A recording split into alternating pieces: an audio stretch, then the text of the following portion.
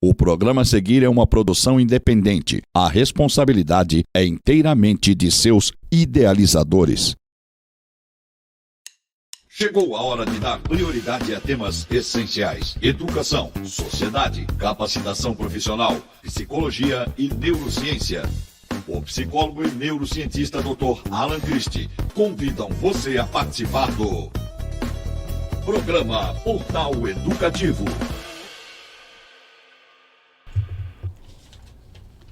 Fala aí, gente boa aqui da TV Ondas de Maricá. Estamos iniciando mais um Portal Educativo. Hoje trazendo um tema que foi muito pedido aí pelos nossos telespectadores: a terapia cognitivo-comportamental. Para isso estamos com duas convidadas aqui para lá de especiais.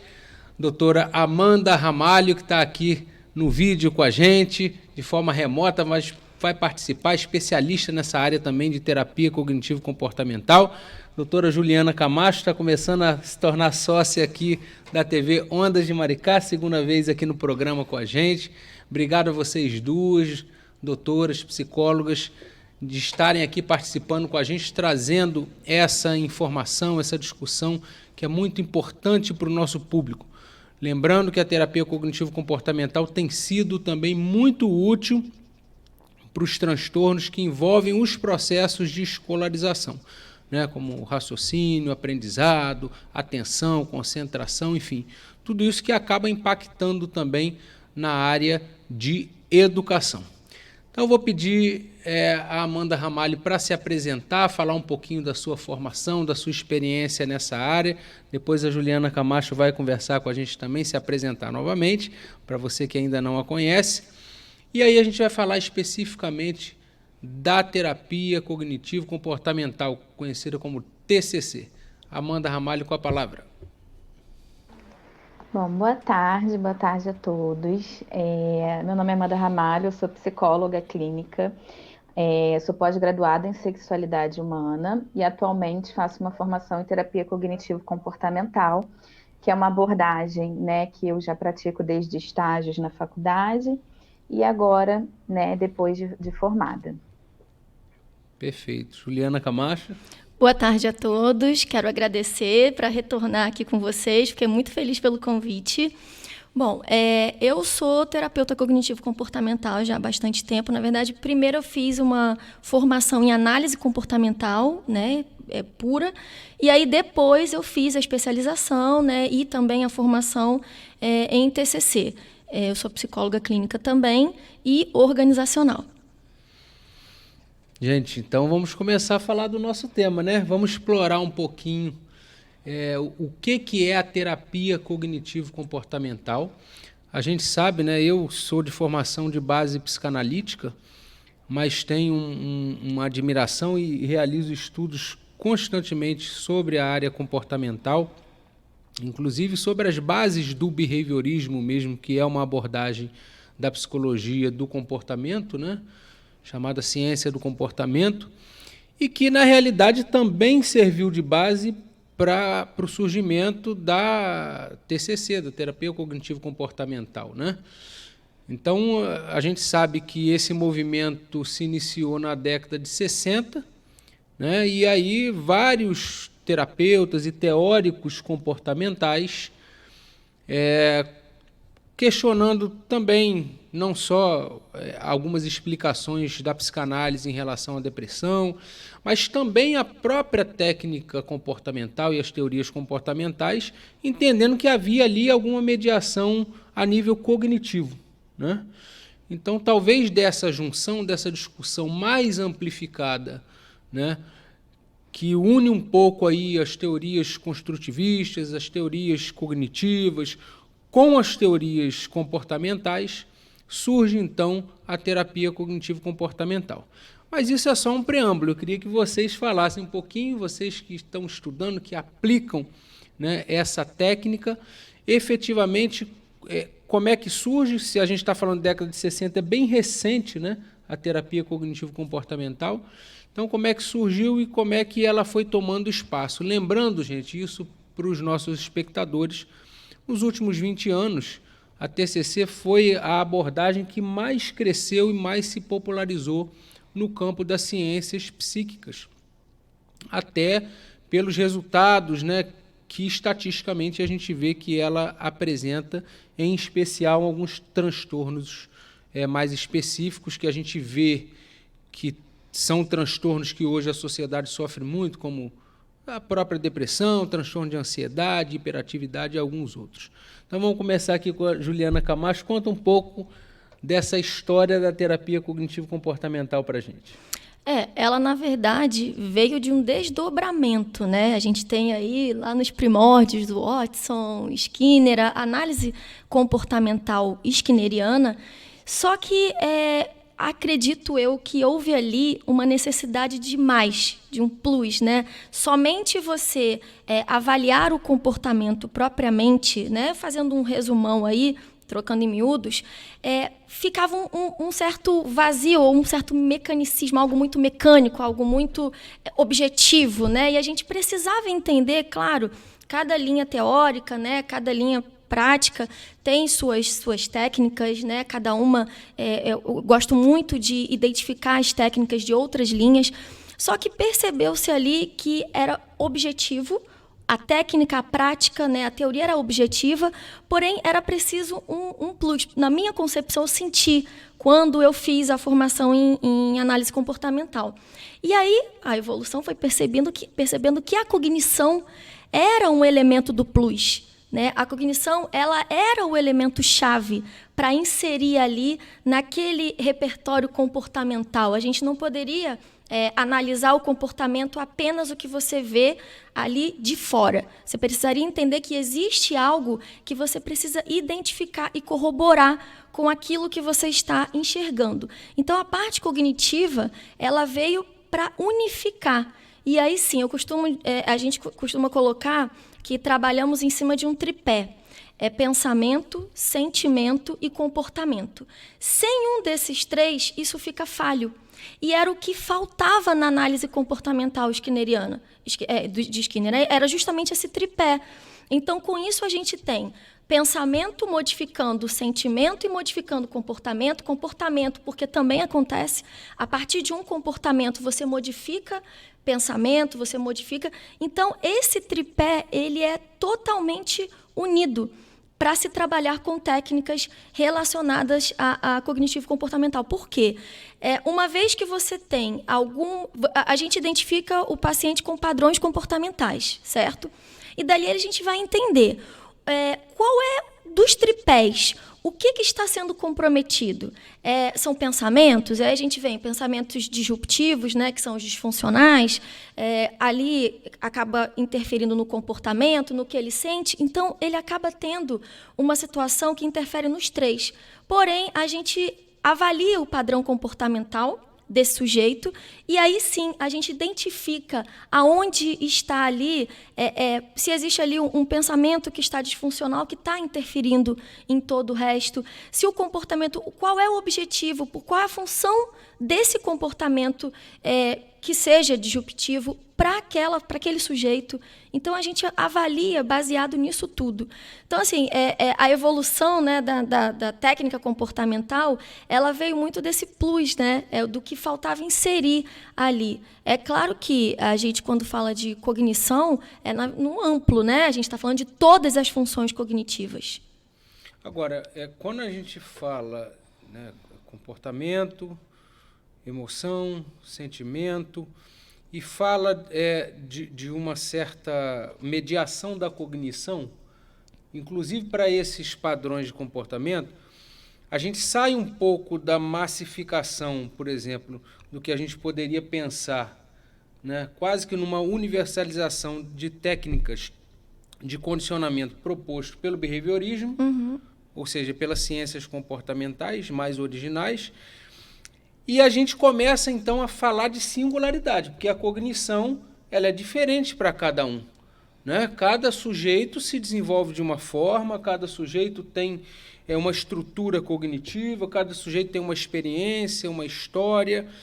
E aí eu penso que talvez a terapia cognitivo-comportamental ela traz um elemento muito interessante para o sujeito que quer melhorar ou se curar ou aprimorar comportamentos, sentimentos, emoções, que é a questão dos pontos de vista.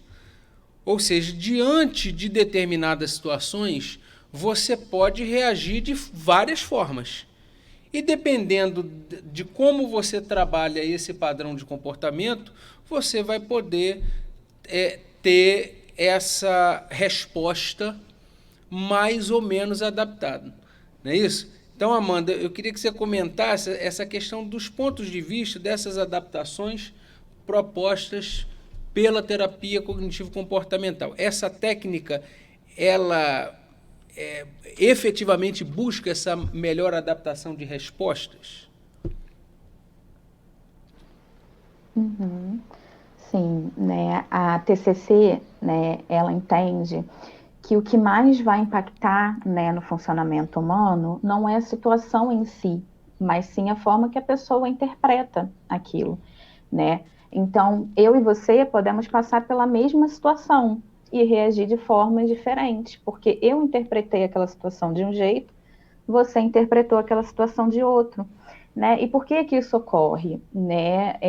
Isso ocorre por conta de um sistema de crenças, né? Ao longo da nossa vida, ao longo do nosso desenvolvimento, né? A partir da cultura que nós somos inseridos, né? O nosso meio ali e tudo mais, nós vamos adquirindo crenças, né? Crenças muitas vezes que são enraizadas, né, que seriam basicamente a nossa visão, né, de nós mesmos, do outro, do mundo, do futuro, né? Então, se eu tenho uma visão, por exemplo, né, muito pessimista, né, vamos dizer assim, eu vou agir a partir disso, né? Isso vai se mostrar no meu comportamento, nos meus pensamentos, né? Então, o Aaron Beck, né, que ele começou nesse movimento da TCC, né, ele começou estudando, né, os pacientes com depressão e ele percebeu as cognições, né, distorcidas, né, que eram os pensamentos distorcidos, né, das pessoas, e aí ele percebeu que a partir do momento que a gente entendia de onde vinham aqueles pensamentos, né, e fazia a pessoa perceber isso, né, questionar esses pensamentos, avaliar a validade deles, havia uma melhora, né, havia uma melhora ali. Então, a TCC trabalha muito com isso, com os pontos de vista, né, os pensamentos, eles são interpretações, né, nem sempre são reais, muitas vezes não são reais, né, podem ser muito distorcidos, né, e a TCC costuma trabalhar muito aí, né, e no comportamento, né, por isso a junção do cognitivo comportamental. Então, quando o sujeito ele traz uma resposta negativa a uma situação, né, entende-se, a partir da visão da terapia cognitivo-comportamental, que essa resposta que é negativa, que traz prejuízo, que traz sofrimento, ela há um processamento disso, tanto do que se recebe quanto da resposta que se dá, há um processamento mal adaptado ou desajustado ou disfuncional, né? Usando o termo mais correto. E aí é possível, pela terapia cognitivo-comportamental, vou pedir que você aborde um pouquinho isso, fazer esse ajustamento, esse aprimoramento. É possível modular o ser humano assim, né, de uma forma tão didática? Como é que funciona isso, falando de subjetividade humana? Na verdade, a gente não usa o termo, né, assim, modular. Na verdade, a técnica cognitivo-comportamental vai oferecer um repertório comportamental novo.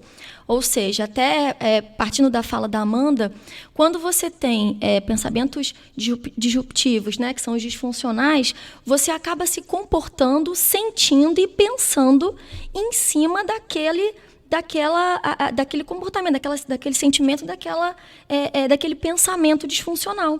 Então, o seu padrão comportamental ele é todo em cima disso, só que não está condizendo com a realidade. Então, quando você vai para a terapia cognitivo-comportamental, é identificado ali, no processo terapêutico, esses pensamentos disfuncionais, para que você possa trabalhar esses pensamentos e aí sim você vai fazer uma adaptação, ou seja, o paciente ele vai acabar adquirindo um repertório comportamental novo, baseado, né, em cima, vamos colocar assim, de um pensamento mais saudável, de um pensamento mais real, e não em cima daquele pensamento disfuncional em que ele estava se baseando, não só o comportamento, como o sentimento também. Então, as técnicas, elas trabalham bastante em cima disso, né? A gente tem uma série de técnicas que a gente coloca mesmo o paciente para que ele possa... Não adianta a gente debater, o paciente também precisa internalizar que realmente, de fato, não, peraí. Uma das técnicas até é a questão da parada de pensamento, né? É a autoinstrução, é uma das técnicas comportamentais. Ou seja, ele para e pensa, peraí, por que eu estou pensando assim, se aí ele avalia toda a situação? Isso é uma técnica para ele perceber que aquele pensamento é distorcido, não está condizendo com aquela realidade. Entende? Então, as técnicas, elas trabalham bastante em cima disso daí. E aí oferece para aquele sujeito uma melhor qualidade de vida. Por quê? Porque ele passa a ter mais consciência do que é real e se comporta e sente e pensa dentro do que realmente está acontecendo no seu entorno, na sua vida, enfim. E ele realmente passa a ter uma qualidade melhor de vida, até nas relações sociais. Isso afeta muito. Então, na realidade, a terapia cognitivo-comportamental, a técnica, ela não se aplicaria exclusivamente a transtornos, né? Por exemplo, transtorno de ansiedade, né? Uma depressão. Via de regra, você pode usar a terapia cognitivo-comportamental para outros fins.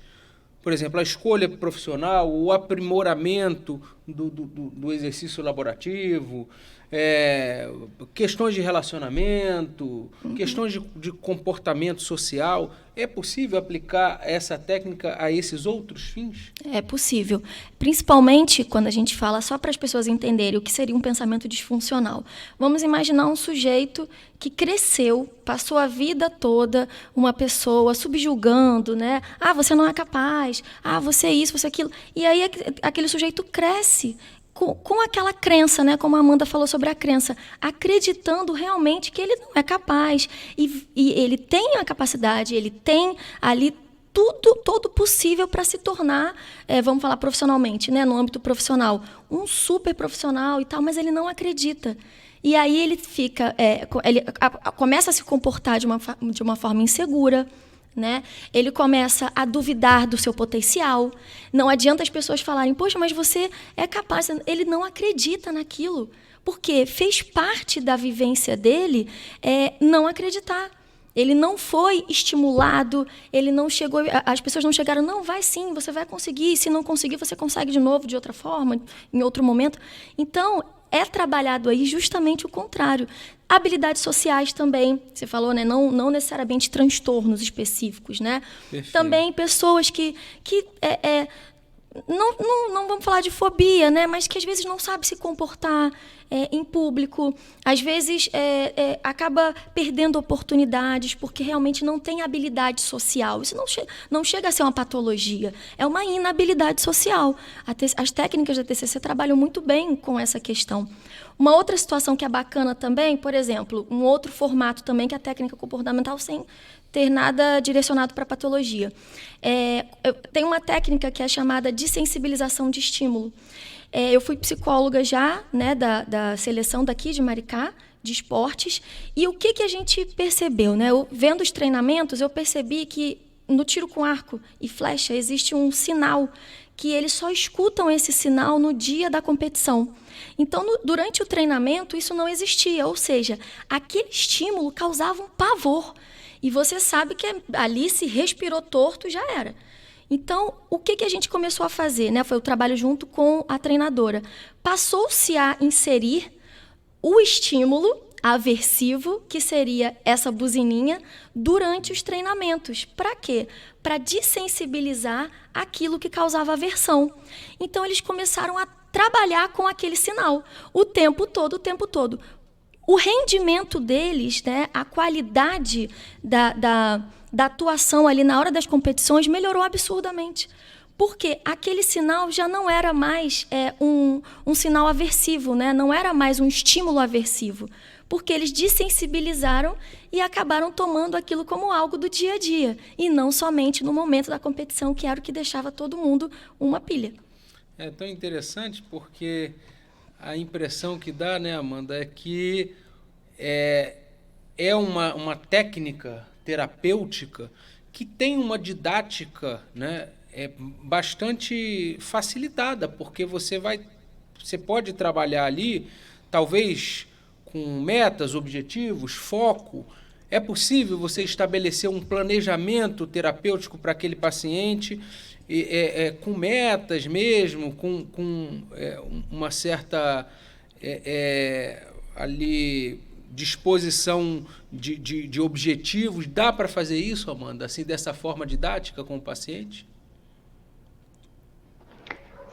Sim, é até necessário, né? Porque a TCC, ela tem um caráter colaborativo, né? É o psicólogo e o paciente trabalhando junto ali naquele tratamento, né? Então, quando a gente coloca nessas técnicas, quando a gente propõe metas e tudo mais, é justamente para a pessoa ir trabalhando as questões dela, né? E se habituando, né? Hábito é muito importante. Então, do mesmo jeito, quebrar um padrão, né, de funcionamento é muito difícil, né? Não é fácil, não é do dia para a noite que a gente consegue. Então, a gente precisa trabalhar, né? Mas da mesma forma que eu aprendi a ser uma pessoa insegura, esse é o meu padrão, né? Eu posso aprender a ser uma pessoa mais segura, né? Para me comportar de forma mais funcional ali no meu meio, né? Então, assim, as metas, né, essas técnicas que a gente usa, são extremamente importantes para isso, né, para que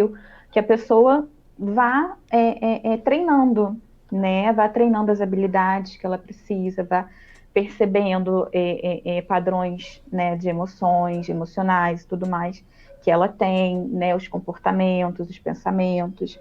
Então, assim, é muito importante, né, e a TCC, ela tem, sim, claro, né, a gente vai trabalhar de acordo com demandas específicas de cada pessoa, então não é um padrão igual para todo mundo, né, mas a gente prepara, faz uma estrutura, né, para os atendimentos e tudo mais, de acordo com aquilo que a pessoa trouxe para a gente, né, por isso que a gente monta ali, né, o que nós chamamos de conceituação cognitiva, né, da pessoa, para entender a história de vida, né, para entender os padrões, as crenças, e a gente anota situações, padrões de comportamentos diante das situações.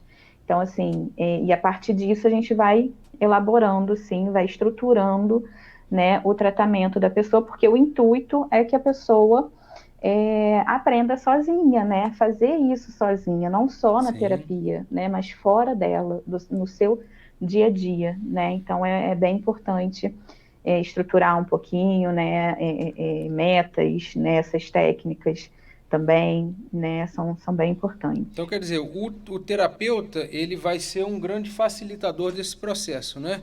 Ele vai utilizar técnicas, ele vai organizar isso, ele vai fazer esse levantamento, não é isso? Agora, então, é possível treinar a mente humana? É possível, Amanda? É possível, Juliana?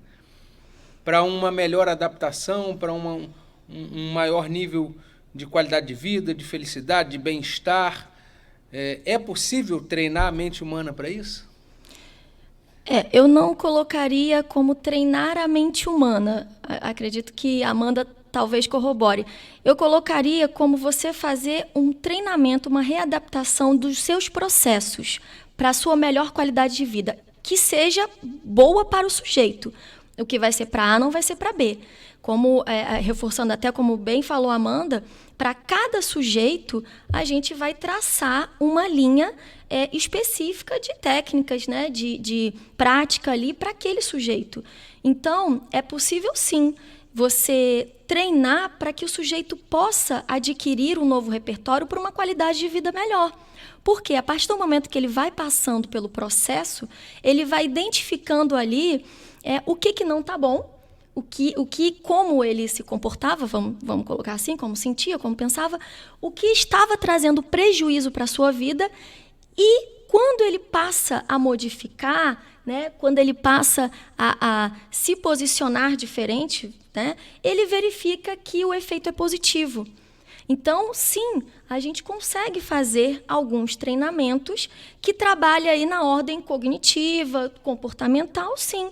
Porque a partir do momento que ele vai vendo que existem reforçadores positivos ali, que ele vai percebendo que, poxa, isso foi bacana, poxa, tive um retorno legal, pô, me senti bem fazendo assim, assado, ele mesmo vai internalizando isso. E aí vai compreendendo que aquela mudança, né, que aquele formato que ele passou a fazer, aquilo realmente trouxe um benefício. E ele vai acabar tendo, esse sujeito, um retorno social, né, um retorno das pessoas. Não é que a gente não entenda que existem algumas questões que a pessoa se comporta né, de uma forma inconsciente, vamos colocar assim, mas a gente pode trazer isso para o consciente, a gente pode entender e conseguir modelar no sentido de você verificar o que está disfuncional, o que não está pertinente, para que você possa fazer de uma outra forma. E mesmo que isso seja um processo até de repetição, né? A gente vai fazendo, trabalhando, dessa forma não deu certo, a gente muda, então a gente procura fazer de outra maneira, mas a gente tem que fazer pontualmente para cada sujeito, né? Para cada especificidade ali, né? Do que ele está trazendo, para cada demanda. Então, para cada uma, a gente utiliza uma abordagem técnica, uma forma de trabalhar, né? De atender, diferente, dentro da perspectiva. Às vezes a pessoa é super objetiva. Chega ali e fala assim, olha, não consigo fazer nada, a minha vida é uma loucura, é tudo desorganizado, eu não consigo pensar. Eu falei assim, então, peraí, vamos organizar tudo. Primeiro, e aí a gente trabalha com as listas, com as metas, o que é prioridade para você? E é literalmente uma lista. Vamos traçar aí do que for mais fácil você conseguir até o mais difícil. Vamos colocar prazo, porque tem pessoas que a gente tem que trabalhar dessa forma. Se não estiver visualizando ali metas, prazos, do mais fácil para o mais difícil, não, de tanto em tanto tempo eu consigo realizar, a pessoa não se organiza. Então, quando ela consegue enxergar a vida dela toda estruturadinha, toda organizadinha, a coisa anda.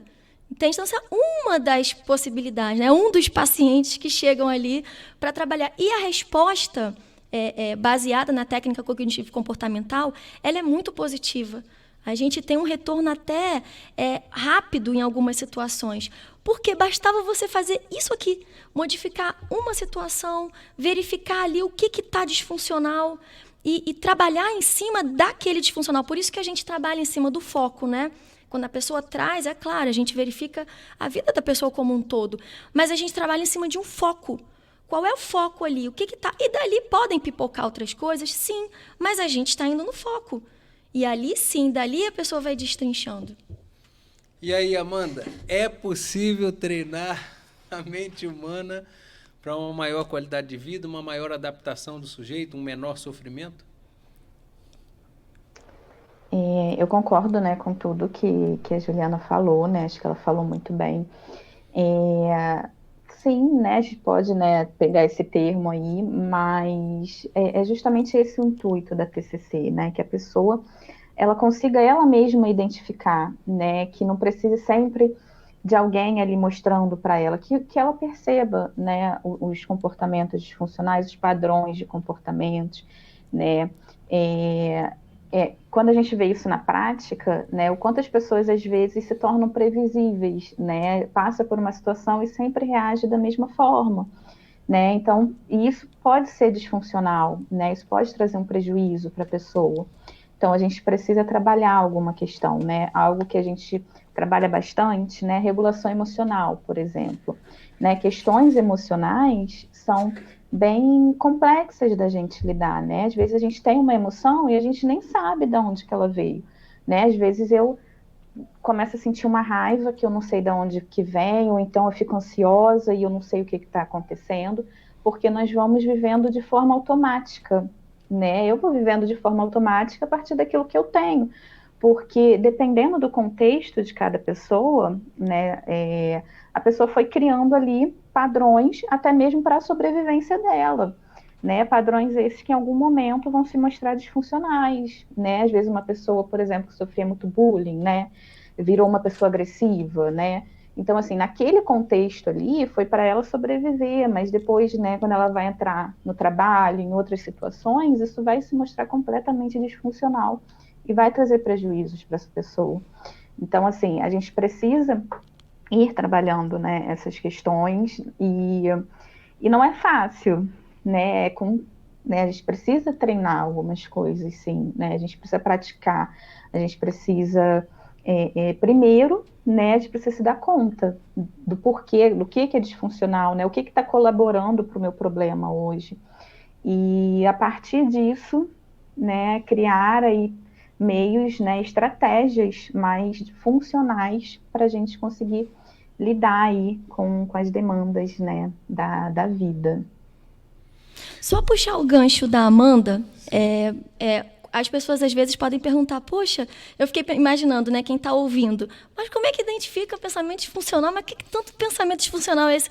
Então, a gente trabalha com uma técnica muito simples, que é ali que a gente consegue, como a Amanda mesmo falou, né, o paciente ele tem que identificar por ele mesmo. Nós somos ali, como você falou, Alan, facilitadores, mediadores, mas ele tem que perceber. Mas como é que ele vai fazer isso, né? A gente trabalha muito com a técnica do registro de pensamentos disfuncionais e eu gosto ainda de introduzir o sentimento. Então, por exemplo, eu falo para o meu paciente assim, ó, toda vez que vier um pensamento, né, em algumas situações específicas, você anota o pensamento e o que você sentiu. Eu sempre peço para os meus pacientes o caderninho, o nosso caderninho, né? Então, a gente pede 1 milhão de coisas para os pacientes. Aí eu falo, anota o pensamento e o sentimento, anota, e aí ele vem com aquele registro. E aí a gente trabalha em cima disso, porque quando a gente devolve aquilo ali para o paciente, que já está em processo terapêutico, ele vai ficar, pô, mas espera aí, acho que não foi bem assim naquele momento. Pois é, mas foi você pensou e você sentiu. Por isso que eu peço para a pessoa andar com o caderninho para na hora. É uma coisa que tem que ser na hora.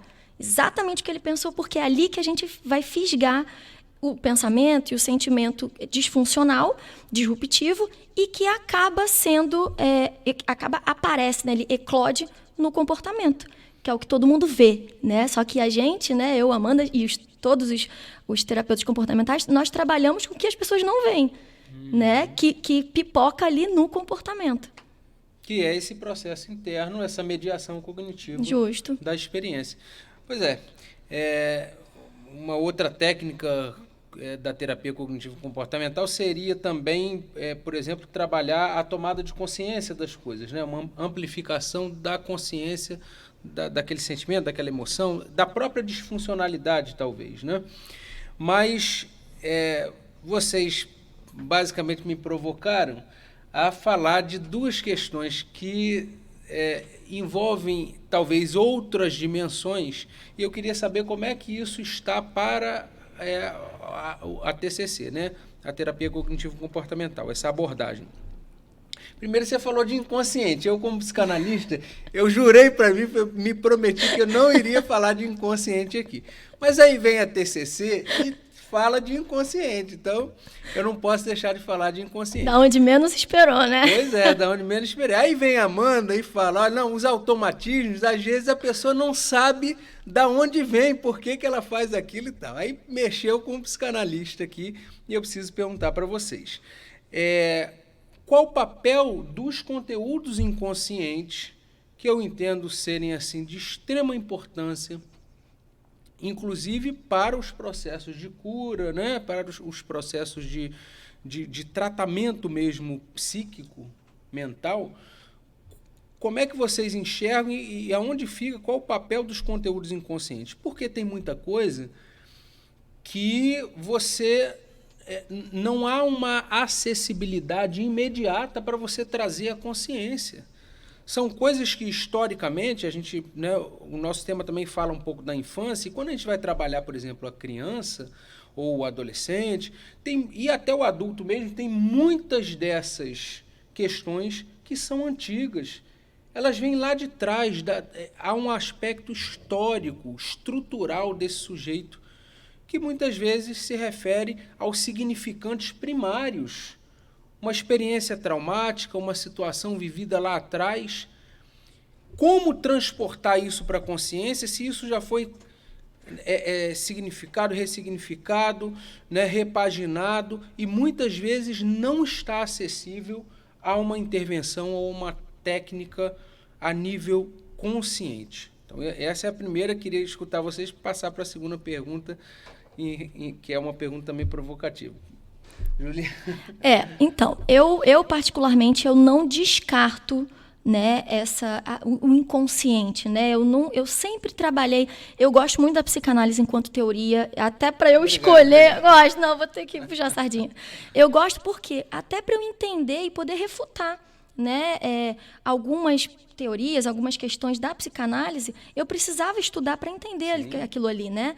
E para reforçar a minha escolha da comportamental em si. Então, assim, eu nunca descartei o inconsciente. Só que, na nossa perspectiva, né, no nosso formato de trabalho, como a gente consegue acessar esse inconsciente? É justamente através dos registros. Por quê? Esses pensamentos disfuncionais, isso tudo faz parte do inconsciente. Comportamentos que acontecem, que a pessoa acaba fazendo ali e faz e não entende, e acaba agindo de uma forma ou de outra. Então, isso tudo faz parte do que está ali, escondidinho, do que a pessoa não consegue enxergar. Então, os registros, como eu falei no início, poxa, como é que a pessoa faz? Como é que vai saber o que é disfuncional? Como é que funciona? É ali. É justamente ali que a gente vai promover os insights. E aí a gente trabalha com toda a temática, né? Vamos imaginar que a gente percebe ali que a pessoa sofreu questões lá na infância, né? E a gente também trabalha com o histórico da pessoa, né? Pelo menos, eu gosto muito de saber como é que foi todo o processo de infância, de adolescência, até chegar na vida atual. Então, assim, o que aconteceu aquilo ali, e aquilo ali ficou velado. Aquilo ali, a pessoa não tem mais acesso àquilo. Só que você está percebendo que aquela situação que aquela pessoa te contou, aquilo ali tem alguma coisa que você precisa mexer. Então, a gente vai trabalhando todo em torno daquilo ali.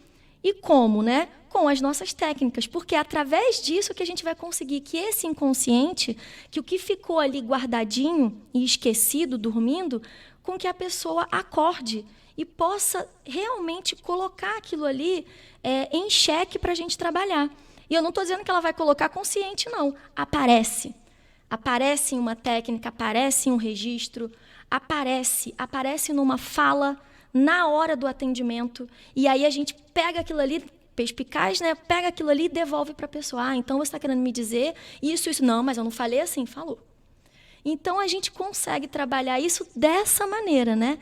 Dentro da nossa perspectiva. Amanda. Sim, exatamente, né? A TCC, ao contrário do que muitas pessoas pensam, né? Ela é uma abordagem integrativa, né? Ela é uma abordagem que utiliza, assim, né? Que ela não nega, né, as outras abordagens, né? Ela utiliza muitas coisas de outras abordagens, de pensadores de outras abordagens, da psicanálise, né, humanista, enfim, né? A TCC utiliza, assim, muito, né? Até porque não tem nem como. A psicanálise é extremamente importante para a psicologia, né? Tudo começou ali, né? Com Freud questionando os médicos, né? A lidar ali com as histéricas e tudo mais. Eu gosto também muito da psicanálise. Obrigado. Mas a TCC, né? Ela não nega isso tudo, né? Ela é integrativa a partir, né, dos seus recursos, né? Então, assim, como a Juliana falou, né, a gente utiliza de recursos, né, muitos deles, né, pesquisados, estudados, né, foram feitos, né, muitas pesquisas sobre tudo mais, para a gente conseguir acessar, né, algo que é tão difícil da gente conseguir, né? Nós temos o conceito, por exemplo, de crenças nucleares. São aquelas crenças que são de muito difícil acesso, que às vezes a pessoa não sabe, não se dá conta que ela tem aquela crença, e a partir de muito trabalho, né, muito registro, como a Juliana colocou, né, muito trabalho que a gente vai conseguindo, né, acessar aquilo ali para poder trabalhar também, né. Aí eu fico pensando que seria a segunda pergunta para vocês, que é uma outra coisa também que me trouxe uma certa dúvida: como é que vocês trabalham com os condicionantes sociais, né? Sociais, socioeconômicos.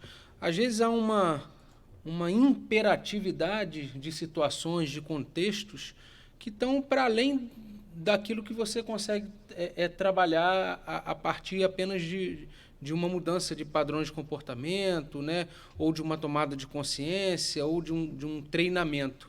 Né? Quando você pega as realidades, né? O sujeito que sofre violência sistemática, o sujeito que vive numa área de risco, o sujeito que passa privações primárias, né? A gente sabe que a fome existe, né? A gente não pode negar.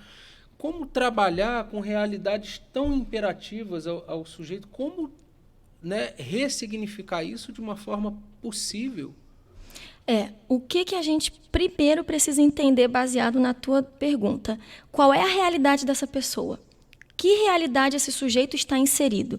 Porque até as nossas técnicas, até a nossa maneira de abordar, ela também depende disso. A gente não pode utilizar técnicas, muitas vezes, com determinado paciente com uma condição financeira X e com Y eu não posso fazer.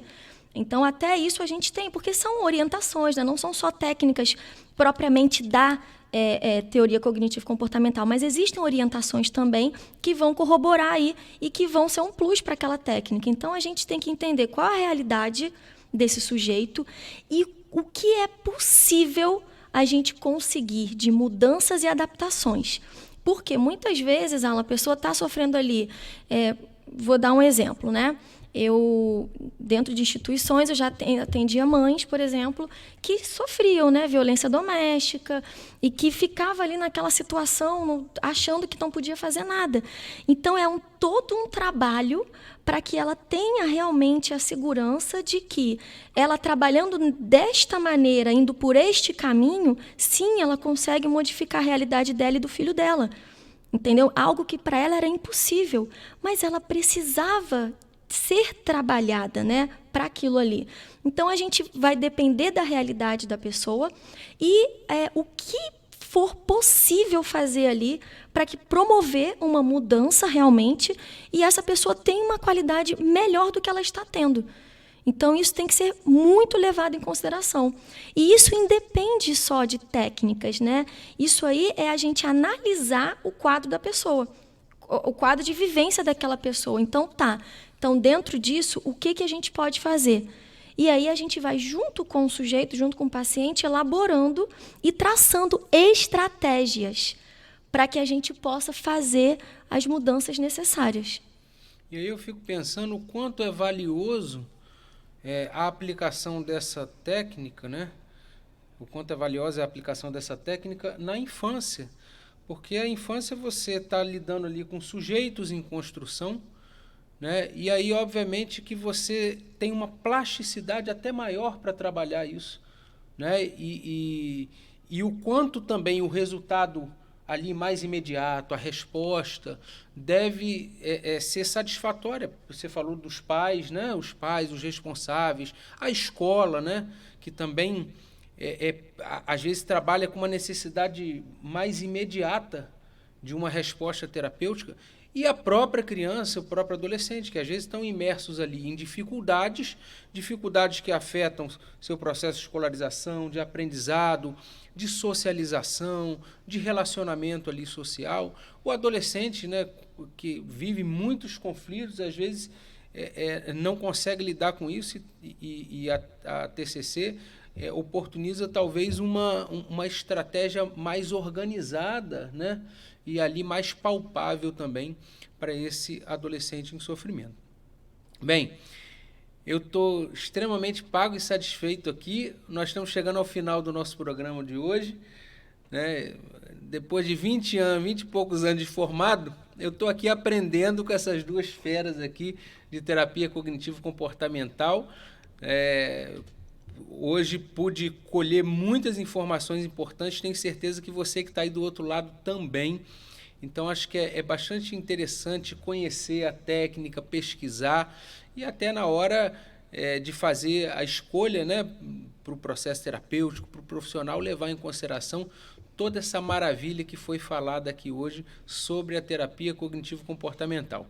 Amanda e Juliana, resta para mim aqui agradecer muitíssimo a presença de vocês. Queria que vocês fizessem as considerações finais aqui, porque infelizmente aqui o Portal Educativo é assim.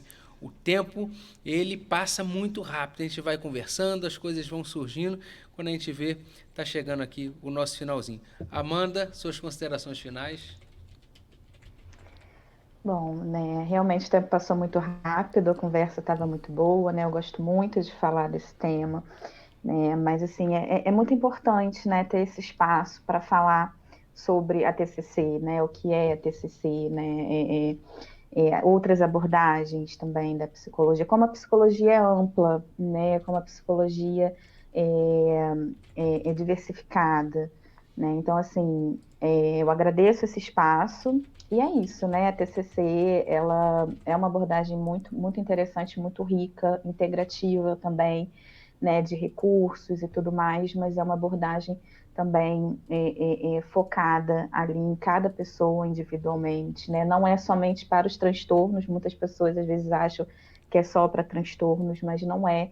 Situações, né, cotidianas também do dia a dia, estresse, questões emocionais, né, separação, luto, né, outras questões também em que a TCC pode abordar, né, e é isso, eu agradeço o espaço. Muito obrigado. Juliana? Então, é importante também a gente salientar, Alan, a gente está falando aqui da TCC, mas nem todo sujeito vai se adequar, né, quando, como você falou, né, entender um pouquinho cada linha de prática terapêutica para você verificar se está condizendo com o seu perfil, né, com o que você realmente consegue. Tanto que eu sempre explico um pouquinho o formato de trabalho e tudo. Então, é importante para quem está aqui vendo a gente buscar um pouquinho as informações, porque está se falando muito, TCC hoje está bastante em foco, né, porque é uma técnica, uma prática ágil, tem resultados e tudo, realmente. Mas isso não quer dizer que para todos os pacientes vão se adequar, vai ser eficaz, né? Então, e para todas as patologias ou transtornos, né? A gente tem os específicos que realmente é necessário, né? Que é mais pontual. Mas então é importante as pessoas entenderem um pouquinho e conhecer antes mesmo de buscar um processo terapêutico. E eu quero agradecer mais uma vez o convite para retornar e falar de um tema que para mim faz parte da minha vida profissional. Obrigado, gente. Olha, eu quero já deixar o convite aqui, Amanda, Juliana, façam aqui do Portal Educativo da TV Ondas de Maricá, a casa de vocês também. Gostei muito da participação de vocês. Foi muito esclarecedor para mim e para você que está aí do outro lado. E o mais importante, o recado que essas duas feras trouxeram aqui hoje, né? A terapia, de uma forma geral, seja a TCC, seja a psicanálise, seja outras técnicas, o processo terapêutico é um processo de autoconhecimento. É um processo que leva o sujeito a se tornar um sujeito mais potente, mais liberto. É um processo que ajuda as pessoas a se libertarem dos seus grilhões históricos, traumáticos. Então, gente, terapia não é coisa de maluco, terapia é coisa de gente saudável. Problemas todos nós temos, dificuldades, disfuncionalidades, dificuldade de adaptação, todos nós temos, isso é intrínseco ao ser humano. Mas o que fazer com isso? Será que efetivamente as dificuldades são uma condenação permanente ao sujeito? Ou ele pode se ressignificar, se transformar? E a terapia, o propósito é isso. É um processo, na realidade, de autoconhecimento e de evolução pessoal dos sujeitos. Muito obrigado a você aí do outro lado. Continue aqui na TV Ondas de Maricá. Semana que vem estamos de volta com o nosso Portal Educativo. Um abraço. Você viu na TV Ondas de Maricá, Portal Educativo. Educação, sociedade, capacitação profissional, psicologia e neurociência. A apresentação, o psicólogo neurocientista Dr. Alan Christie. Programa Portal Educativo.